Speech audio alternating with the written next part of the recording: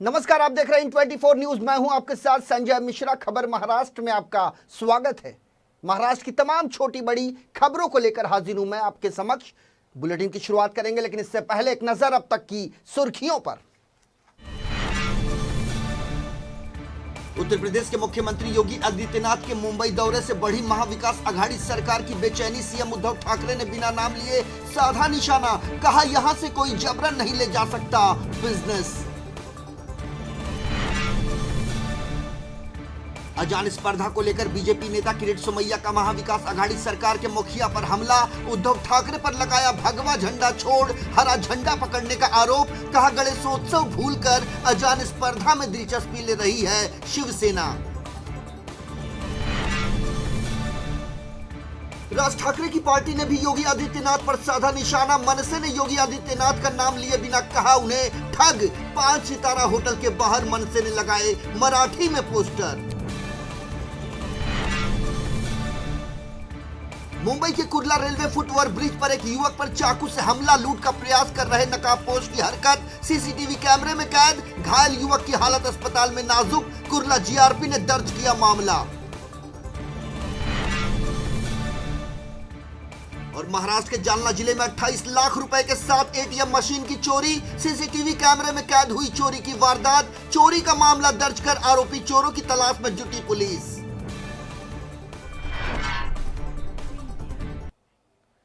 तो सबसे पहले बात करेंगे उत्तर प्रदेश के मुख्यमंत्री योगी आदित्यनाथ की।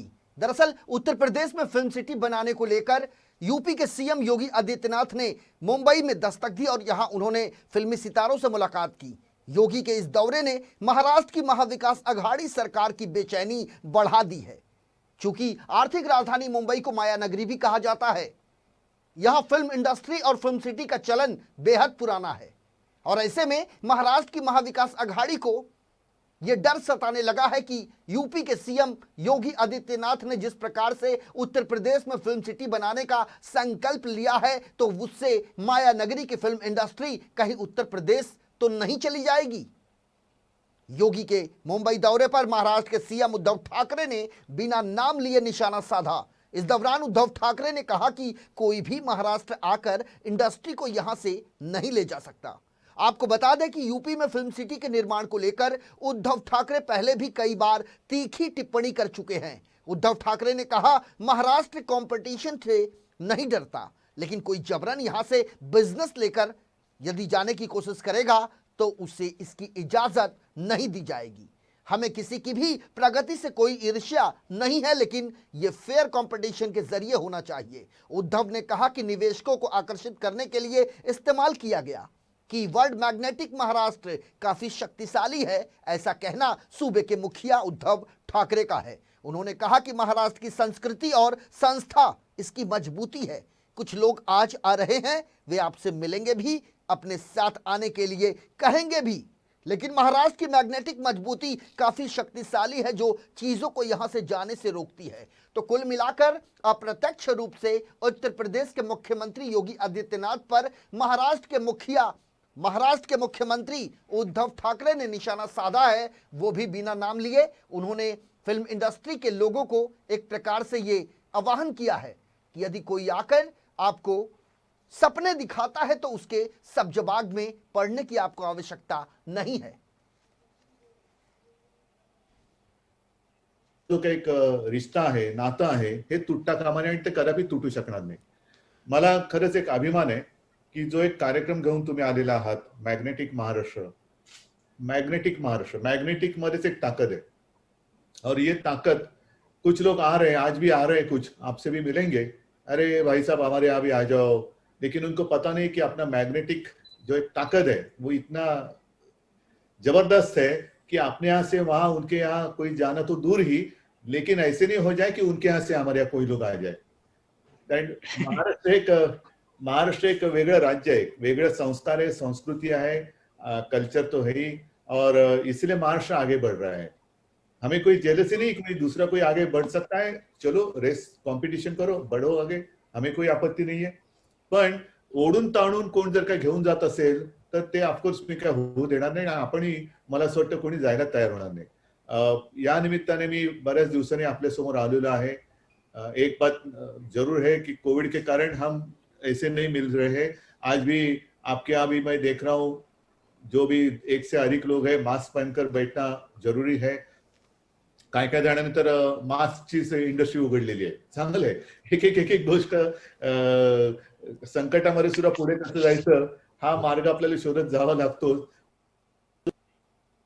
तो शिवसेना के पक्ष प्रमुख और महाराष्ट्र के मुख्यमंत्री उद्धव ठाकरे के अलावा महाराष्ट्र नवनिर्माण सेना ने भी उत्तर प्रदेश के मुख्यमंत्री योगी आदित्यनाथ पर निशाना साधा है. मनसे ने मुंबई के कई इलाकों में पोस्टर लगाए हैं जिसमें लिखा है कहां राजा भोज, कहां गंगू तेली. पोस्टर में आगे यह लिखा है कहां महाराष्ट्र का वैभव और कहां यूपी की दरिद्रता. यानी महाराष्ट्र नवनिर्माण सेना के जेहन में उत्तर प्रदेश और उत्तर भारतीयों के प्रति कितना सम्मान और भाव है, आदर है, इसका अंदाजा इस पोस्टर से आप लगा सकते हैं. उन्होंने कहा कि सिनेमा के जगत दादा साहेब फाल्के हैं जिन्होंने इसकी शुरुआत की है. इसे यूपी ले जाने के लिए लोग मुंगेरी लाल के हसीन सपने देख रहे हैं. असफल राज्य की विफलता को छिपाने और मुंबई का उद्योग ले जाने आया है ठग. यानी उत्तर प्रदेश के मुख्यमंत्री योगी आदित्यनाथ के सम्मान में किस तरीके से महाराष्ट्र नवनिर्माण सेना ने तल्ख टिप्पणी करते हुए इस पोस्टर को लगाया और इसमें जिस तरीके से यूपी के सीएम की तुलना किसी ठग से की और उत्तर प्रदेश को दरिद्रता का प्रतीक बताया, तो यह सोच बताती है महाराष्ट्र नवनिर्माण सेना की. योगी आदित्यनाथ मुंबई के ट्राइडेंट होटल में ठहरे हैं. महाराष्ट्र में उद्योगपतियों और सिनेमा जगत के लोगों से मुलाकात भी कर रहे हैं. इसी बात से नाराज महाराष्ट्र नवनिर्माण सेना ने बीती रात आर्थिक राजधानी मुंबई के कई इलाकों में योगी आदित्यनाथ के विरोध में पोस्टर लगाए हैं. हालांकि इस पोस्टर में योगी आदित्यनाथ का नाम कहीं भी नहीं लिखा है, लेकिन इशारा उनकी तरफ है. अंदाजा आप लगा सकते हैं अपनी टीवी स्क्रीन पर. ये तस्वीरें जो मुंबई की चकाचौंध है उसको भी ये मोह चिढ़ाता पोस्टर है महाराष्ट्र नवनिर्माण सेना का. यूपी के मुखिया योगी आदित्यनाथ ने उत्तर प्रदेश में फिल्म सिटी के निर्माण को लेकर मुंबई में दौरा किया है और उनका ये 2 दिन का दौरा है. लेकिन इस दौरे से कहीं ना कहीं महाराष्ट्र की महाविकास अघाड़ी सरकार को डर सताने लगा है कि माया नगरी मुंबई का जो चित्रपट है, जो फिल्म सिटी है, इसे उत्तर प्रदेश कहीं ले जाने तो योगी आदित्यनाथ मुंबई में नहीं पधारे.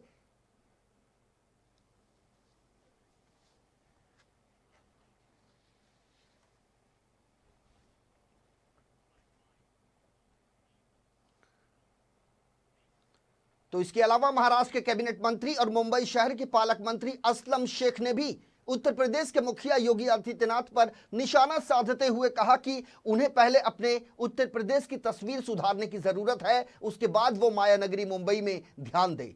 उन्होंने कहा कि यहां से कोई भी बिजनेस कोई भी अपने राज्य की तरफ नहीं ले जा सकता.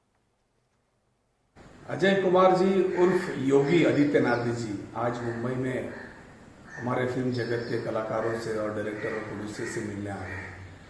उनसे मेरी एक ही गुजारिश रहेगी कि पहले वहाँ की अपनी जो रीजनल फिल्म होती है, भोजपुरी फिल्म होती है, नॉर्थ इंडियन जो फिल्म होती है, उनको स्पॉन्सर करे, उनको बढ़ावा दे, उनको सुरक्षा दे. आज उत्तर प्रदेश की हालत ये है कि दिन दहाड़े लूटमार होती है, मर्डर्स होते हैं, बलात्कार होते हैं और बलात्कार होने के बाद में रिपोर्टिंग करने नहीं दी जाती है, वहाँ पे किसी को जाने नहीं दिया जाता है. कुछ दिन पहले पूरी भारतीय जनता पार्टी ने मिलकर बॉलीवुड को बदनाम करने का काम किया, डराने का काम किया. आज बॉलीवुड को उत्तर प्रदेश ले जाने के लिए वो आए हैं. कौन जाएगा ऐसे शहर में, कौन जाएगा ऐसे स्टेट में जहाँ कोई कानून व्यवस्था ना हो, जहाँ पे कोई साम्राज्य वहाँ पे जहाँ डकैतों का चलता हो. मुझे नहीं लगता कि ऐसे टाइम में कोई जाएगा. पहले वो रीजनल को दें, पहले वहाँ की हालात सुधारें, उसके बाद मुंबई का रुख करें. मुंबई एक ऐसी धरती है जो सारे देश के लोग यहाँ पे आते हैं, चाहे बिजनेस कम्युनिटी से हो, चाहे फिल्म जगत से हो. उन सबको एक समाज, एक ढंग से देखा जाता है और एक साथ व्यवहार किया जाता है. पहले ये नीतियाँ वो अपने राज्य में अपनाएं, उसके बाद किसी को अपने राज्य में बुलाएंगे तो शायद कुछ लोग जाने. बात करेंगे भारतीय जनता पार्टी के शीर्ष नेता और पूर्व सांसद किरीट सोमैया की, जिन्होंने महाराष्ट्र के मुख्यमंत्री उद्धव ठाकरे पर निशाना साधते हुए कहा कि अब उद्धव ठाकरे गणेशोत्सव का पर्व छोड़कर अजान स्पर्धा में रुचि दिखाने लगे हैं.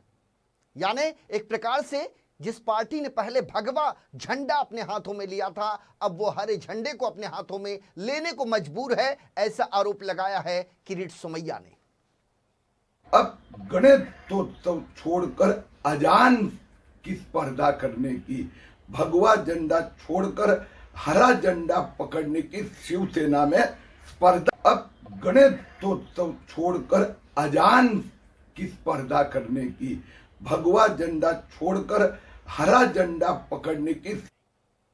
और अब बात करेंगे आर्थिक राजधानी मुंबई की, जहां कोरोना वायरस के बढ़ते खतरे को देखते हुए कोविड सेंटरों में एक अनोखी शुरुआत की गई है। यदि बात करें मुंबई के गोरेगांव नेस्को कंपाउंड की, जहां बनाए गए सरकारी कोविड सेंटर में कोरोना वायरस के संक्रमितों को एक अनोखा व्यायाम सिखाया जा रहा है। यहां पर ऑनलाइन व्यायाम की व्यवस्था शुरू की गई है ताकि वर्चुअल ऑनलाइन व्यायाम से कोरोना संक्रमितों की मानसिकता बदली जा सके। आपको बता दें, कोरोना को लेकर संक्रमितों के जहन में खौफ भर चुका है, जिससे उनका मानसिक तनाव तेजी से बढ़ता जा रहा है। मुंबई महानगर पालिका ने गोरेगांव के कोविड सेंटर में 5 स्मार्टफोन की व्यवस्था की है, जिससे यहां एडमिट किए गए कोविड के संक्रमितों को व्यायाम कराया जा सके। इसके अलावा कोविड के संक्रमितों को यदि अपने घर परिवार के सदस्यों से बातचीत करनी हो तो उन्हें सहूलियत मिल सके। अब कोविड सेंटर में प्रतिदिन वीडियो कॉन्फ्रेंसिंग के जरिए कोरोना संक्रमितों से संवाद साधा जा रहा है। उन्हें मानसिक तनाव कम करने के लिए ऑनलाइन व्यायाम उनसे करवाया जा रहा है। इस कोविड सेंटर में मानसिक तनाव के जितने भी कोरोना संक्रमित हैं, बाकायदा उनकी एक लिस्ट तैयार की गई है, जिसके बाद उन्हें व्यायाम करने की सलाह के साथ साथ उन पर विशेष ध्यान भी दिया जा रहा है। और इस काम का नेतृत्व किया है प्रफुल्लता संस्था ने, जिसकी तरफ से सभी कोरोना संक्रमितों को व्यायाम के लिए प्रशिक्षित किया जा रहा है।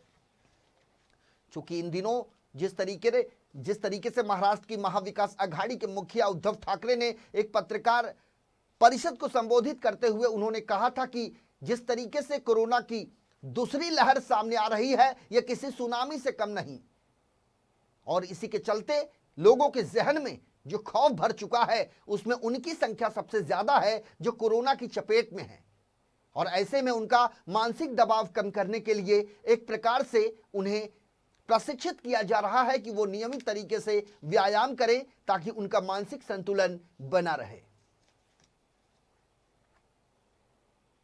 आम्हाला असं दिसलं की बरेच जे पेशंट्सनी काउन्सिलिंग केली त्यांच्या मेन एक क्वेश्चन होतं त्यांच्या माइंडमध्ये की पुढे जाऊन माझा पोस्ट कोविडमध्ये काय होणार, की माझे जे लंग्स आहे ते बरोबर होणार की नाही, की माझं जे फटीग आहे, जी काय मला थकावट आता असं वाटते ते काय पुढे पण असंच चालणार, की मी बरं होऊन एकदम जसं मी नॉर्मल होतो तसं होणार की नाही.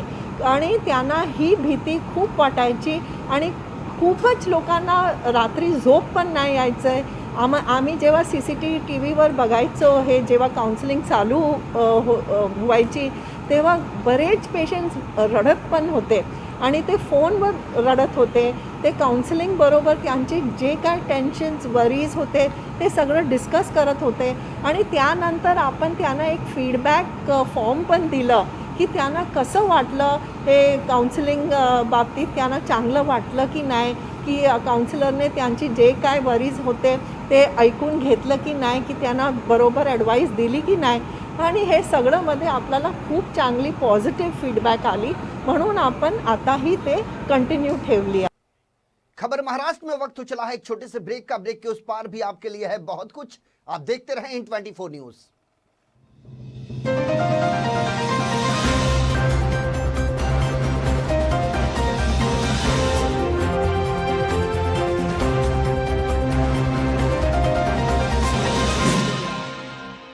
साइंटिस्ट मुनीर खान साहब दुनिया की एक ऐसी शख्सियत है जिन्होंने अपने अथक परिश्रम और रिसर्च से एक ऐसी दवा का इजाद किया है।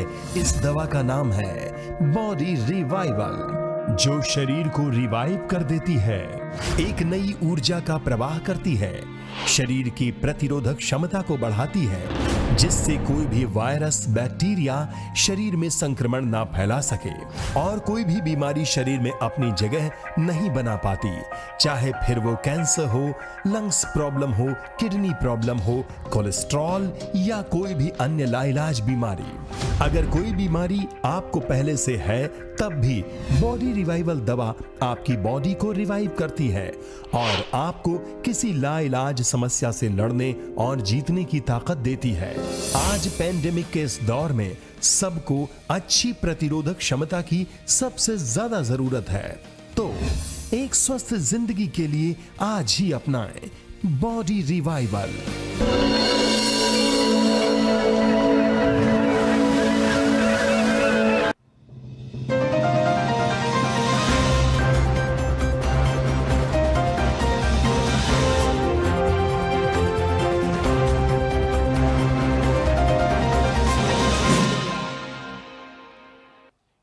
ब्रेक के बाद खबर महाराष्ट्र में आपका स्वागत है। बात करेंगे महाराष्ट्र के पुणे शहर की, जहां स्नातक शिक्षक विधायक का चुनाव पूरी तरीके से संपन्न रहा। इसकी प्रक्रिया पूरी कर ली गई।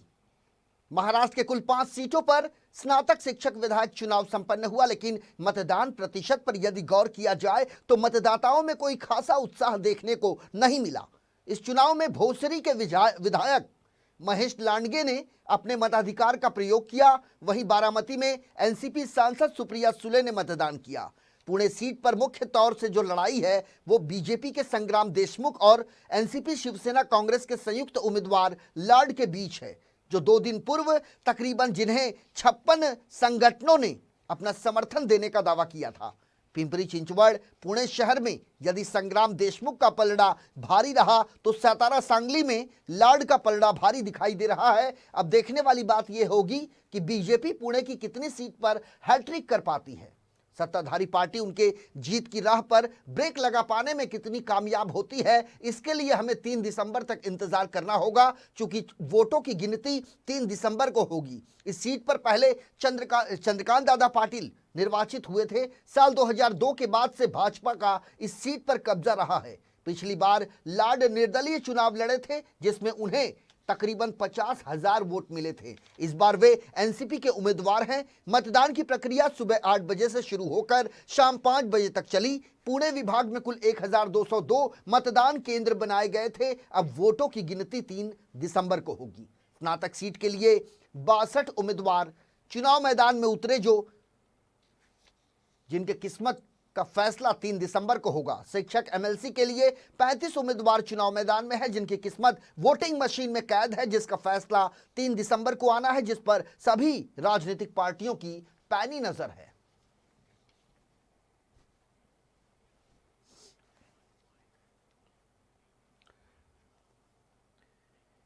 बात करेंगे मुंबई से सटे ठाणे जिले के अंतर्गत आने वाले उल्लासनगर इलाके की, जहां विट्ठलवाड़ी पुलिस को एक बड़ी सफलता हाथ लगी है। 2 पहिया वाहन चोरी के एक बड़े गिरोह का पुलिस ने पर्दाफाश किया है। गिरफ्तार आरोपी का नाम फिरोज शेख बताया जा रहा है, जिसकी गिरफ्तारी पुलिस के लिए बेहद अहम मानी जा रही है। जिसके पास से पुलिस ने चोरी की 1-2 नहीं बल्कि कुल 6 मोटरसाइकिल 2 पहिया वाहन बरामद की है, जिसमें 1 मोटरबाइक और 5 एक्टिवा शामिल है। दरअसल विट्ठलवाड़ी पुलिस को मुखबिर द्वारा कथित चोर के आने की सूचना मिली थी, जिसके बाद पुलिस ने उल्लासनगर कैंप क्रमांक 4 में मुखबिर की निशानदेही पर जाल बिछाया और आरोपी फिरोज के वहां पहुंचते ही पुलिस ने उसे धर दबोचा। बताया जा रहा है कि आरोपी फिरोज पेशे से मैकेनिक है, इसलिए 2 पहिया वाहन चुरा कर उसे ठिकाना लगाने में उसे महारत हासिल है। फिलहाल पुलिस अब यह पता लगाने में जुटी है कि गिरफ्तार आरोपी फिरोज के तार किसी बड़े गिरोह से तो नहीं जुड़े। आरोपी के बारे में बताया जाता है कि वो कल्याण का निवासी है और उसके खिलाफ कितने पुलिस थानों में एफआईआर दर्ज हैं, इस पर पुलिस लगातार प्रयास कर रही है, तमाम जानकारियां इकट्ठा कर रही है। फिलहाल इस पूरे मामले की जांच में जुटी है विट्ठलवाड़ी पुलिस।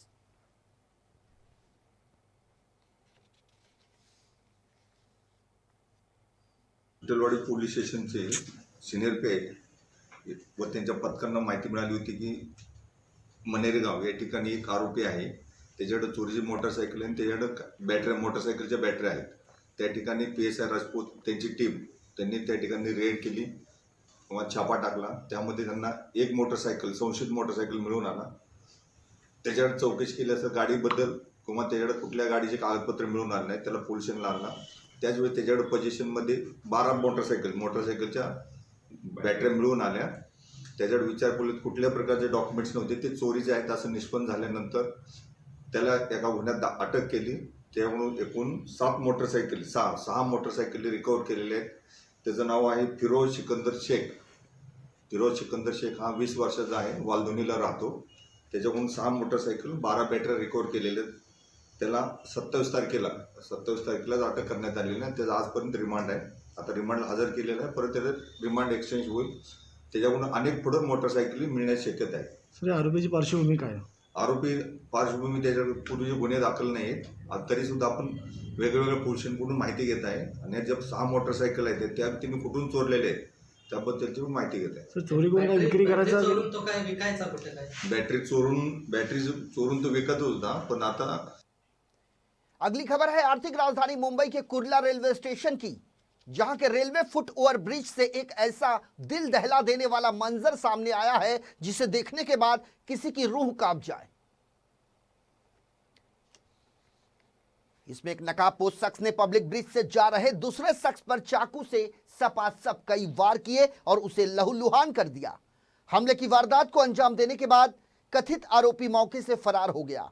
वहीं बुरी तरह से घायल पीड़ित शख्स को कुर्ला जीआरपी ने तत्काल अस्पताल पहुंचाया, जहां उसकी स्थिति अब भी नाजुक बनी हुई है। पीड़ित शख्स का नाम फैयाज बताया जा रहा है, जिसके भाई की शिकायत के आधार पर कुर्ला जीआरपी ने अज्ञात आरोपी के खिलाफ आईपीसी की धारा 307 यानी जान लेने का प्रयास, इसके तहत आपराधिक मुकदमा दर्ज किया है। यह घटना 28 नवंबर की है, जब 4 बजे के आसपास फैयाज अपने दोस्तों के साथ मिलकर अपने घर लौट रहा था।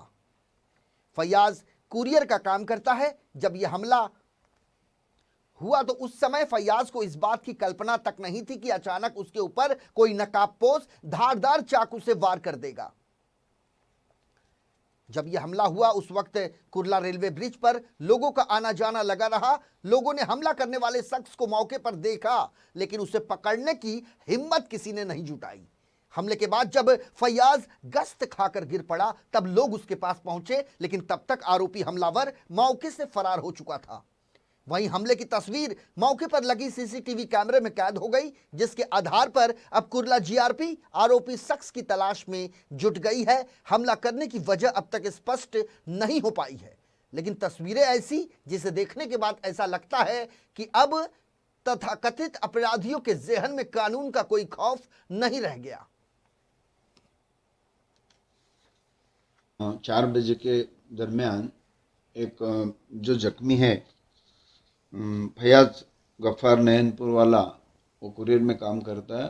वो किसी दोस्त को मिल के कसाईवाड़े से फ्लाईओवर ब्रिज जो पब्लिक ब्रिज है उस जा रहा था, तो उसका पीछा करते करते एक आदमी आया और उसने उसको 2 बार स्टैब किया और वो वापस कसाईवाड़े की तरफ भाग गए।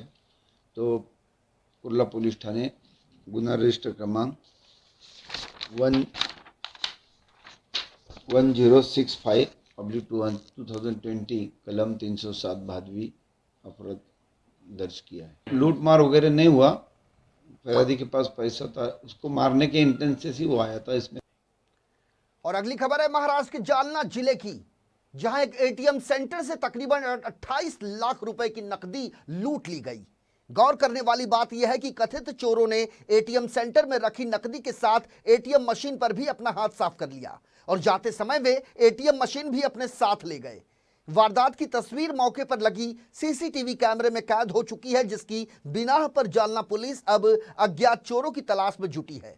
खबर के मुताबिक जालना के एमआईडीसी परिसर में स्टेट बैंक ऑफ इंडिया का एटीएम सेंटर है, जहां अज्ञात चोर देर रात तकरीबन 2 बजे के आसपास एटीएम सेंटर में घुसे। बताया जा रहा है कि बैंक में 2 दिन की छुट्टी थी, इसलिए एसबीआई के एटीएम में 28,68,000 रुपए की नकदी रखी गई थी। अज्ञात चोर रात 2 बजे घुसे, 28 लाख रुपए की नकदी समेत एटीएम मशीन भी उठा ले गए। कथित चोरों ने एटीएम मशीन को जमीन से उखाड़ दिया और गाड़ी में रखकर वहां से 9-2-11 हो गए। बैंक अधिकारी की शिकायत पर चंदन जीरा पुलिस ने आपराधिक मुकदमा दर्ज कर लिया है, लेकिन अभी तक चोरों के बारे में कोई सुराग पुलिस के हाथ नहीं लगे हैं। लेकिन पुलिस का दावा है कि वो जल्द से जल्द तथाकथित अपराधियों को गिरफ्तार कर लेगी। लेकिन जिस तेजी से इस चोरी की वारदात को अंजाम दिया गया, वो भी रात के अंधेरे में, उससे पूरे जालना जिले में दहशत फैला हुआ है। टीवी स्क्रीन पर वो तमाम तस्वीरें हम आपको दिखाने का प्रयास कर रहे हैं, जिसमें एटीएम सेंटर में जिस चोर ने प्रवेश किया, उसने सबसे पहले एटीएम सेंटर में लगी सीसीटीवी कैमरे पर स्प्रे किया, ताकि उस स्प्रे से सीसीटीवी जो है वो खराब हो जाए और उसमें कुछ भी रिकॉर्ड ना हो सके। लेकिन उसकी पूरी करतूत डीवीआर में कैद हो चुकी थी और अब उसी के आधार पर पुलिस ने एफआईआर दर्ज कर कथित चोर की तलाश शुरू कर दी है। काल रात्री 1:45 दरम्यान कंट्रोलला असा कॉल आला की नागेवाडी SBI बँकेच्या समोर ATMवरती कोणीतरी चोरीचा प्रयत्न करत आहे। त्या ठिकाणी ताबडतोब पोलीस यंत्रणा पोहोचली होती, पण त्याच्या अगोदरच एक पांढऱ्या रंगाची स्कॉर्पिओ गाडी आहे, त्याच्यामध्ये ATM रोपवेच्या सहाय्याने ओढून नेऊन एक चोरी झालेली आहे। त्याच्यामध्ये चंदनजीरा पोलीस स्टेशन या ठिकाणी अपराध क्रमांक 395/2020 380/461 नुसार गुन्हा दाखल झालेला आहे। रात्रीपासनं सगळी पोलीस यंत्रणा शोध घेत आहे, तपास चालू आहे। शक्य तितक्या लवकर सदरच्या गुन्ह्याचा तपास करून आरोपी ताब्यात घेणे। रोकड 28 लाख रुपये रोकड आहेत आणि 4 लाखाची ATMची किंमत आहे। असे 32 लाखाचा मुद्देमाल गेलेला आहे। रात्री तपास करत आहोत। 5 टीम केलेल्या आहेत, आपापली टीम काम करत आहेत, वर्कआउट करत आहेत। शक्य तितक्या लवकर बात करेंगे महाराष्ट्र के अमरावती जिले की, जहां कर्ज दिलाने के नाम पर एक 75 साल के बुजुर्ग व्यक्ति को अपनी ठगी का शिकार बनाया गया।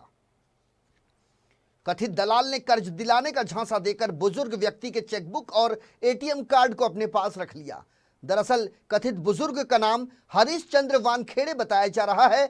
जब उन्हें इस बात की अनुभूति हुई कि उनके साथ ठगी की वारदात को अंजाम दिया गया है, तो वे मायूस हो गए और उन्होंने उस दलाल, उस बैंक कर्मचारी और बैंक मैनेजर पर धोखाधड़ी का गंभीर आरोप लगाया है।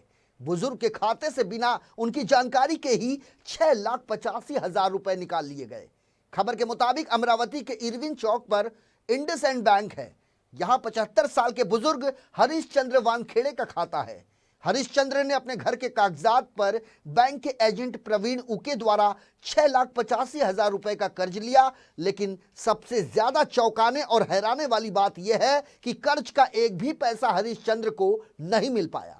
कथित एजेंट द्वारा खुद को ठगा महसूस किए जाने के बाद हरीश चंद्र ने बैंक एजेंट प्रवीण, बैंक लिपिक निकिता साबले और बैंक व्यवस्थापक पटेल पर पैसे हड़पने का आरोप लगाया है। इस मामले में सिटी कोतवाली पुलिस ने मामला दर्ज कर अपनी जांच शुरू कर दी है।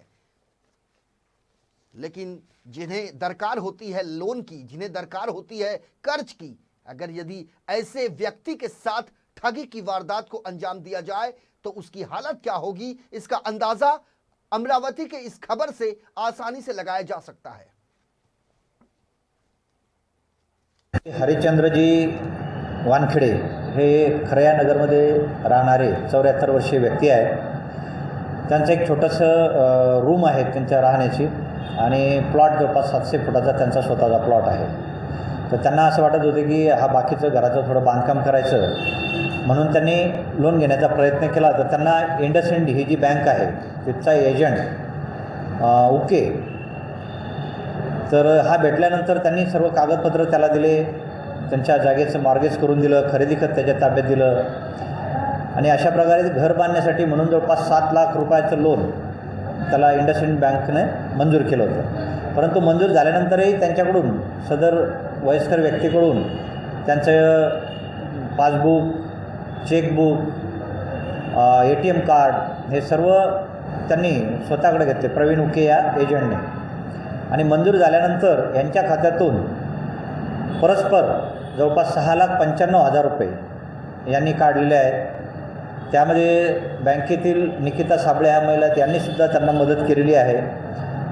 हे सर्व माहिती पडल्यानंतर सुरुवातीलाच 50,000 रुपये विड्रॉ झाल्यानंतर परस्पर त्यांनी मॅनेजरला सुद्धा सांगितलं बँकेच्या की माझ्या खात्यातून पैसे गेलेले आहेत, माझं खातं बंद करा.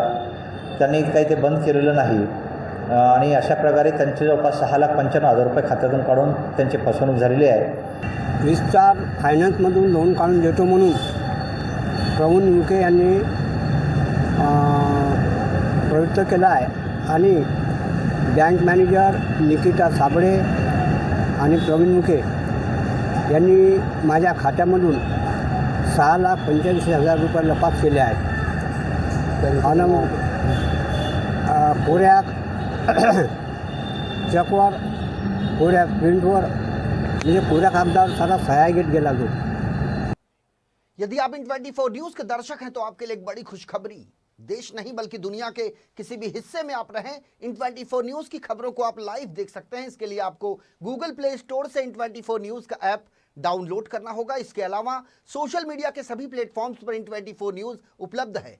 फेसबुक हो, ट्विटर हो, टम्बलर अकाउंट हो या फिर कोई भी सोशल नेटवर्किंग साइट, अब इन24 न्यूज तक पहुंचना बेहद आसान है.